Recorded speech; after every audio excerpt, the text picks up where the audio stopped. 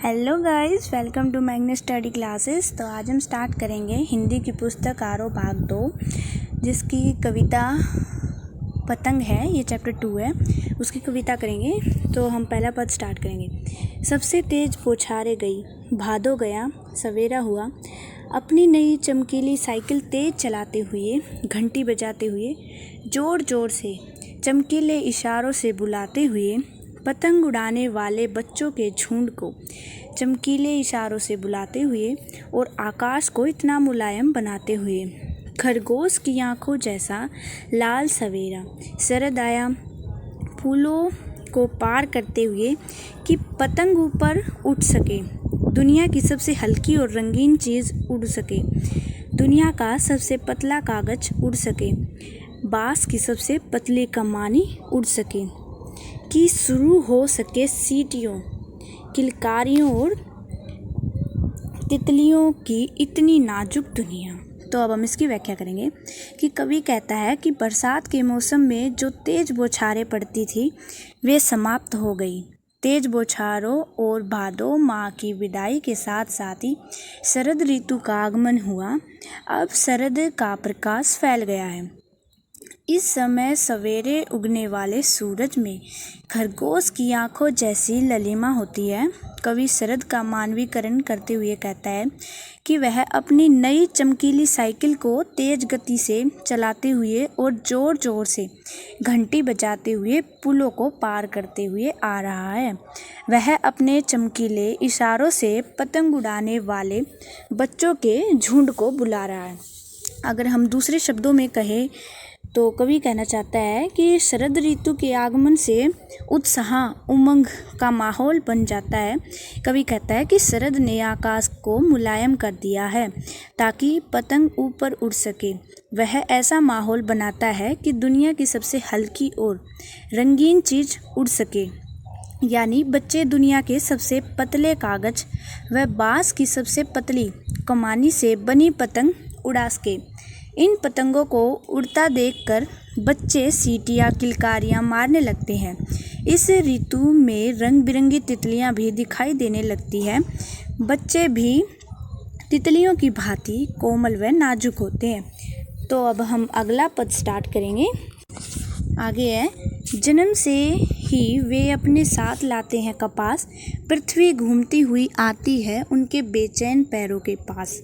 जब वे दौड़ते हैं बेसुध, छतों को भी नरम बनाते हुए, दिशाओं को मृदंग की तरह बजाते हुए, जब वे पेंग भरते हुए चले आते हैं, डाल की तरह लचीले वेग सो अक्सर।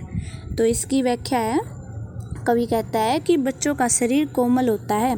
वे ऐसे लगते हैं मानो वे कपास की नरमी लोचादी लेकर ही पैदा हुए हो।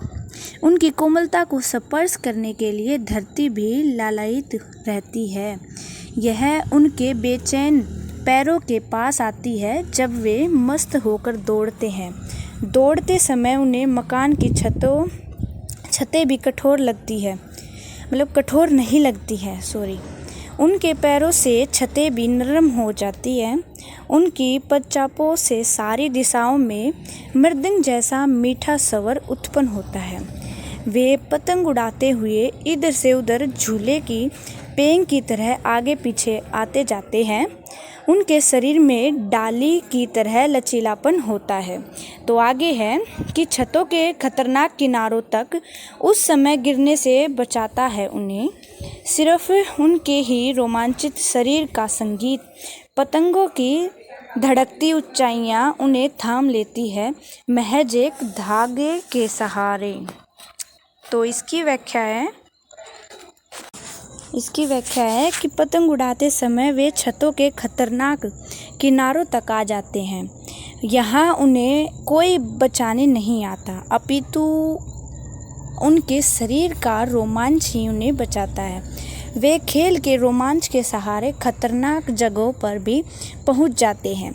इस समय उनका सारा ध्यान पतंग की डोर के सहारे उसकी उड़ान व ऊंचाई पर ही केंद्रित रहता है। ऐसा लगता है मानो पतंग की ऊंचाइयों ने ही उन्हें केवल डोर के सहारे थाम लिया हो।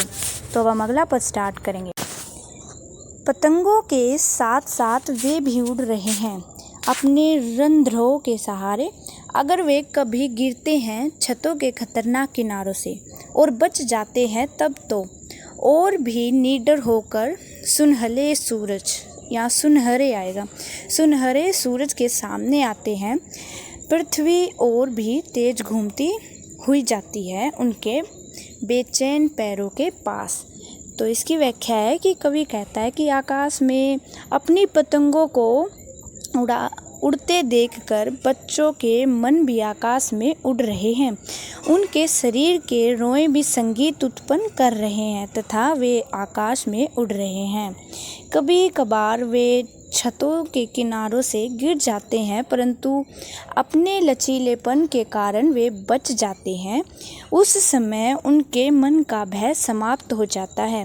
वे अधिक उत्साह के साथ सुनहरे सूरज के सामने फिर आते हैं। दूसरे शब्दों में कहे तो वे अगली सुबह फिर पतंग उड़ाते हैं। उनकी गति और अधिक तेज हो जाती है। पृथ्वी और तेज गति से उनके बेचैन पैरों के पास घूमती फिरती उनके पास ही आ जाती है। तो ये पतंग वाली कविता हो गई है। तो थैंक यू।